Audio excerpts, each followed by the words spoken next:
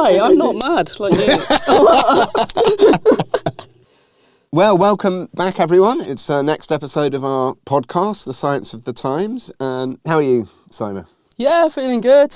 All ready for my trip to California. And oh yeah, you're off to LA, isn't it? Yeah, that's right, for the Biophysical Society annual meeting.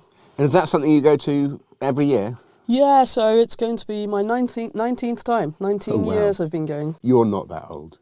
I sadly am. We've already established the grey hair thing, so yeah. and so is it always in LA? No, it alternates between, they do 2 years West Coast and 1 year East Coast. And you've been on the council there, is that right? That's right, for 3 years, and so this year will be my last one, my sort of council swan song. Oh, excellent. Well done. And are you talking as well? Yeah, giving a talk. What are you talking about? Well, bacterial cell envelopes. Come on, man.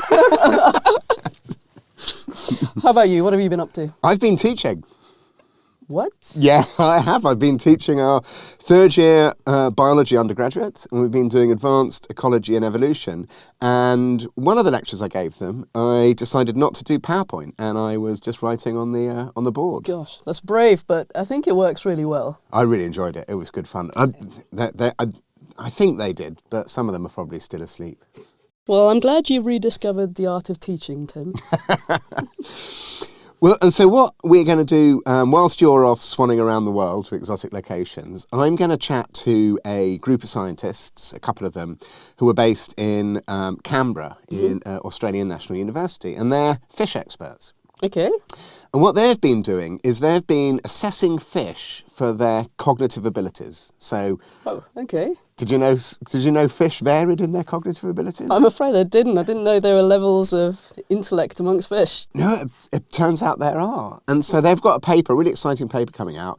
And contrary to what we all think, that goldfish just forget everything after 3 seconds, it turns out these fish do vary. And they're not solving ordinary differential equations or anything like that. No, not yet.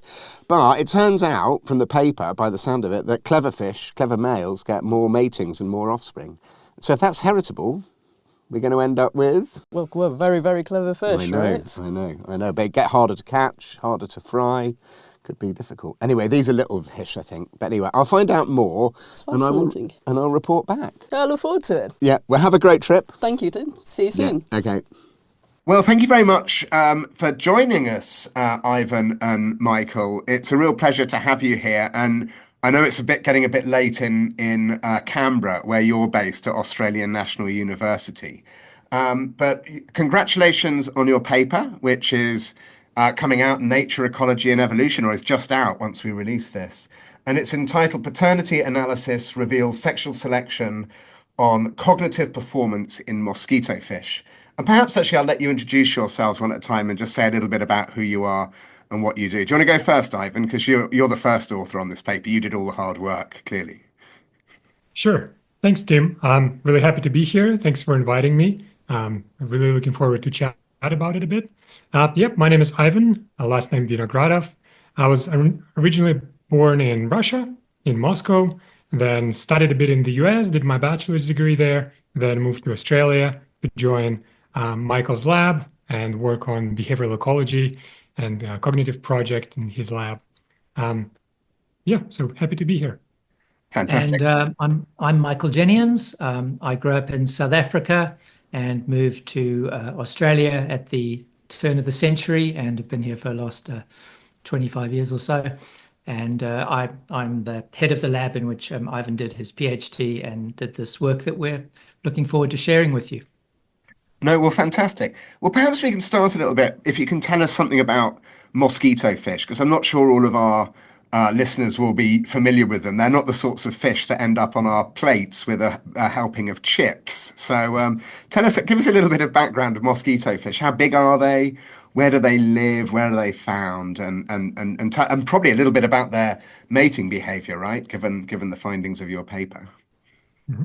Sure. So mosquitofish are fish endemic to South America, but now they became a global pest. They are invasive in most of the continents around the world. You can find them in Australia as well, in small ponds and rivers around the country. They're freshwater fish. They're tiny. There's nothing sort of too interesting about them at first glance. They're just gray, but they do have a very interesting mating system, which we take advantage of in our research. So the males essentially try to mate as much as possible. They always look for mating opportunities with the females. They harass them all the time. They try to sneak up on the females. And the interesting thing about the females is they appear larger than the males, and they give birth to live fish. So rather than laying eggs, they give birth to live fish. What else? Why are they called mosquito? Sorry, Michael, go ahead. Yeah, that's all right. No, you go, Tim. Your question, well, the answer to your question I'm anticipating is why mosquito fish. And this is because the reason that they are so widespread and a pest across the world is that they were introduced to control mosquitoes. Yep. And they are voracious eaters. Unfortunately, they're also very aggressive, and they attack native fish. So often, say, for example, in Australia, when we find them in the streams, they pretty much wiped out everything else due to their aggressive nature, despite being the size of matchsticks. And do they eat mosquito larvae, in fact? I think they do, right? Yeah, but it's I don't think the benefits were worth it. Yeah, exactly. No, the reason I ask is one of the fish that I work on are these little things called guppies, and a bit like mosquito fish, they've been introduced around the world. They're probably not quite as destructive, and they were introduced to eat mosquito larvae, but it turns out they don't like them very much. So they weren't a very good control agent. But okay, so tell us a little bit about the experiments that you did with these mosquito fish. So it sounds like the males are swimming around looking for females to mate with. They will mate at any opportunity. Does the female have a lot of say in terms of who she mates with, or? That's an interesting question. There are some studies looking at the female preference of mosquito fish, but it seems like that the reality is that it's the males and the male behavior that decides whether they'll be able to mate with a female or not. Females definitely have some say in it. They can try to avoid some males, and they will be more inclined to approach others, but I think the final decision is going to be after the males. And do different males have different mating strategies then? Some of them sort of sneaking up, or some of them displaying? Yes, how does it work in the streams? Yes, so we generally distinguish two main mating strategy in these males. Firstly, they can just try to harass the females, and they will not stop doing that until they get a mating opportunity. For them, the mating only takes a split of a second. That's all it takes for them to fertilize a female. But there's a different strategy. So those males that compete with each other might get distracted, and in the meantime, another male, who we call a sneaker male, might might be a bit stealthy and approach the female and mate with her while the other males are not looking. And then after they've mated, do the males hang around to try and stop other males sneaking in? Do they sort of guard their mate, or not? They just swim off looking for another female? No, not really. So it's quite common in this fish that a female can mate with several different males within a small time interval. And not wishing to rush to the punchline too quickly, but essentially you found that cleverer fish, or those that perform better on cognitive tasks, tended to get more paternity. They tended to be the father of more offspring than those. I mean, these are tiny little matchstick-sized fish, as you've described them. Mm-hmm. What on earth made you think that they might be intelligent? Yes, so fish intelligence in general is quite underestimated. You might have heard that there's a popular myth about 3-second memory in goldfish, and nothing can be further from the truth. Fish are quite smart. They learn things. They can store information for days and weeks, as far as we know, for some fish. They can solve mazes. They can solve pretty complex tasks. And coming back to your question, sorry. Yeah, why? No, it's all right. That's fine. So why did you think they were a good study system to look at intelligence exactly, rather than chimpanzees or ravens or something? Yeah. So in addition, not only are they smart, but they also happen to be a very convenient system for us to study them. We can have hundreds of them in the lab. They're quite easy to maintain, to take care of, and they also have a pretty short generation time. So within just a few months, we get a new batch of fish. coming in, so new generations, so we can look at the long-term studies as well and look at the effect of generations. Yeah, a way to put it in perspective for your listeners is, I was at a talk the other day by a colleague who's worked on fairy wrens in Australia for the last 30 years. This is a very famous long-term study. And they have 10,000 individuals that they've marked over these 30 years, which is phenomenal.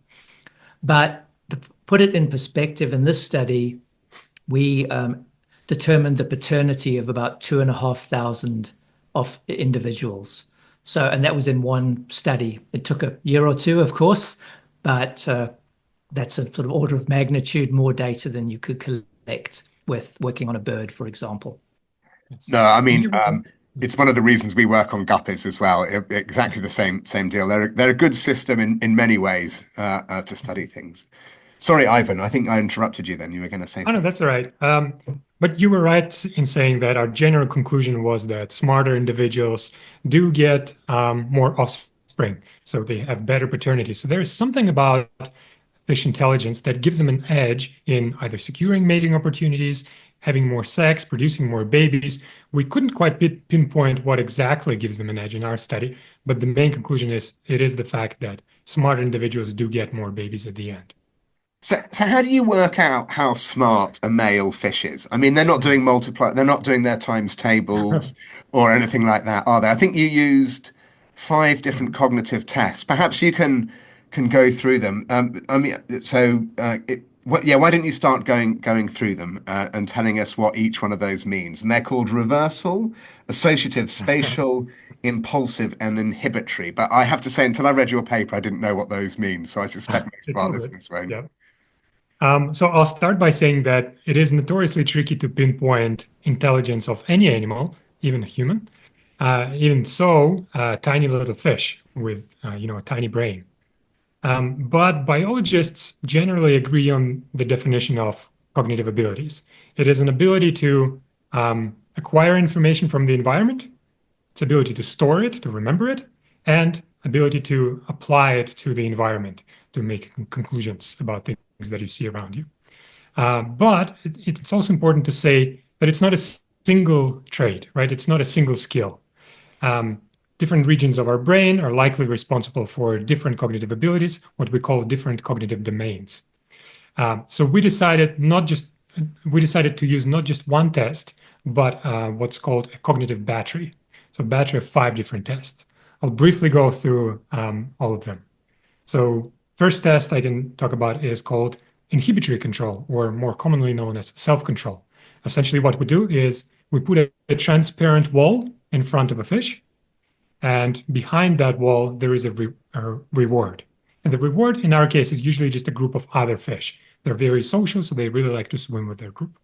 So they want to go through the wall and reach that reward. And obviously they'll be bumping into that wall, and we measure how long it takes them to realize that there is a barrier in front of them. And what they should do is to sort of say, hold on a second, that's not getting anywhere. I should find another way around it, right? So that's an ability to control your impulse to just go forward and instead take a second, think, and move around the object. And there's a second variation of this test, which we call impulsiveness. So consider a scenario where the fish do it for the first time. This is their naive response to the barrier. They've never seen it before. But then if you introduce them to that barrier again and again and again, hopefully what they should realize, they should remember that the barrier is there. So their time should improve with consecutive trials. So in that case, a dumb fish would sort of fall into the same trap again and again and would go to that barrier and keep hitting it every single time. Smarter individuals. So there are some fish that basically just keep swimming into a wall, is essentially what you're saying. Yes, we definitely saw that. A fish just hitting the wall for 5 minutes straight, nothing really improving. So that's pretty clear evidence that something's not working there. And then the other 3? Now the next test is called spatial learning. Essentially, it's just a very simple maze. There's a couple of dead ends, and there's one correct path to the reward. So we just see how long it takes the fish to go through the maze, and then we expose the fish to the same maze again a few times to see whether the fish remembers the layout. So that's pretty simple. You might have seen something similar in those sort of classic rat or mice studies where they sort of run around the little maze. Fish can do that as well, and I think it's ecologically relevant as well because they have to navigate in small ponds where there's a lot of algae, a lot of debris. So we believe that's a relevant skill for them. And did you ever find any fish that couldn't get through the maze? I mean, that never succeeded to get through it, or did most of them solve it in the end? We definitely have quite a lot of fish tested. So yes, some of them weren't able to reach the end. An interesting fact is that we're actually not sure what was the reason why they weren't able to solve it, because I suspect that for some fish, it might not be cognition, but it might be stress levels, right? So it's an important part of these experiments that we keep exposing fish to a very unfamiliar environment, and they do experience stress. So for some fish, it might be the case that they are not willing to explore. They want to stay in the beginning zone at the start because they're not interested in going out there and exploring because it might be dangerous, right? And then the last two, I think, are what, reversal and associative. Is that right? Yes, correct. So associative test is a very simple. Sorry, I'll do that again. Associative learning test is quite simple. Essentially, we present a fish with two different paths. One marked with, let's say, red color, the other one with a green color. And the green color always leads to a reward. The red color leads to a dead end. Then we give a fish a few trials to memorize that the green color is always associated with a reward, even if we move the location of the corridors around. So then we look at how long does it take the fish to establish that association, that green is good, red is bad, right? And then the reversal test actually builds on top of that one. Now that the fish has learned that green is good and red is bad, we swap the meaning of the colors on them immediately after they've learned it. So from now on, the red color will be good, it will lead to the reward, and the green color would lead to a dead end. So essentially what that skill tests is their ability to sort of erase an old existing association and create a new one in its place. And it's believed to be a different skill set, and people test it in humans and other animals as well. And what you found was that these things weren't particularly well correlated. So a fish that was hopeless at getting round the barrier kept on swimming into it and knocking itself out. It might be, that didn't mean it wouldn't be good at solving the maze or it wouldn't be good at reversal. Is that right? Yes, that's correct. There is a term called general intelligence, which was introduced in 1900s by Spearman. That was a term to describe intelligence in humans. So, for example, imagine that you were to test scores of high schoolers in maths, English, history, physics, and so on. The general intelligence hypothesis would tell us that if you have a smart kid, they would score highly in every single test, right? Because they are just overall smart. But an alternative scenario is you might have someone who is really good at maths just because they have that sort of skill set, but they'll have poor scores and everything else. So, and it's an ongoing debate. We're not sure whether general intelligence exists in animals or not. So that is also sort of a secondary goal of our study to test if something like that exists in fish. And we didn't find any evidence for general intelligence. In other words, these tests were not correlated. So if someone has a good associative learning scores, it does not mean that they will be good at solving a maze or self-control. And then you correlated these things. You statistically examined how each of these measures of cognitive ability, of intelligence, correlated with male reproductive success, so the number of offspring they produced. And Michael, what did you found that the spatial measure of cognition was most strongly associated. Is that right?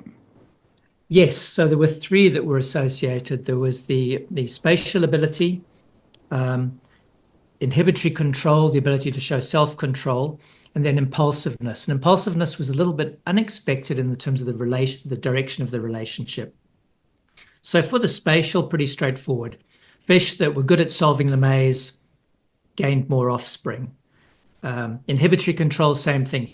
Fish that didn't swim into that barrier all the time and smack their heads into a pointless wall did better. But for impulsiveness, it turned out the ones that were persistent. So remember, that was the first time they encountered the transparent barrier. The ones that refused to give up and swim around actually had higher paternity. So you could sort of think of that as a measure of initial determination before you've had the chance to repeatedly encounter something and learn that maybe it's time to try a different approach.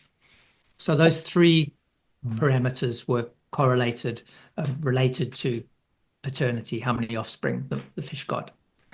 And so part of this, a little part of this might be females somehow being able to assess intelligent males, but a lot of it might be intelligent males being able to outwit less intelligent males. Is that right? I mean, what do you think's going on? How's all this actually corresponding to increased reproductive success in the smarter males? Why don't you have your view and I'll have mine, Ivan? Okay, sure. Excellent. Yeah, there's definitely a couple of different things that could be happening. I think the most likely one is that males that are smarter, first of all, are giving that our measures of cognition that correlate with paternity are inhibitory control and spatial ability. Spatial ability is the ability to solve the maze, right? So the way we provided the mating opportunity to these fish is we put them all in a big pond. And there were some obstacles in there as well, like rocks and some debris and so on. So perhaps that ability to navigate effectively, to remember the environment and quickly make the decision where to go, allowed them to quickly find the female and therefore make more babies. The other one was inhibitory control. So that's potentially ability to control your own impulses. So maybe they knew that they should give up when it was impossible to chase the female down, or maybe they knew that they should persist when there was an opportunity, gave them an opportunity to approach the females, have more babies. So I think it's all about males' behavior rather than females' choice in that case. But Michael, you're not entirely convinced by the sound of it. You have a different interpretation, do you? I think that's a perfectly reasonable interpretation. I tend to be a cynic and to undermine my own findings. So I think this is an important one to say. I would point out that this is a correlation. I'm classically trained to do experiments and manipulate variables.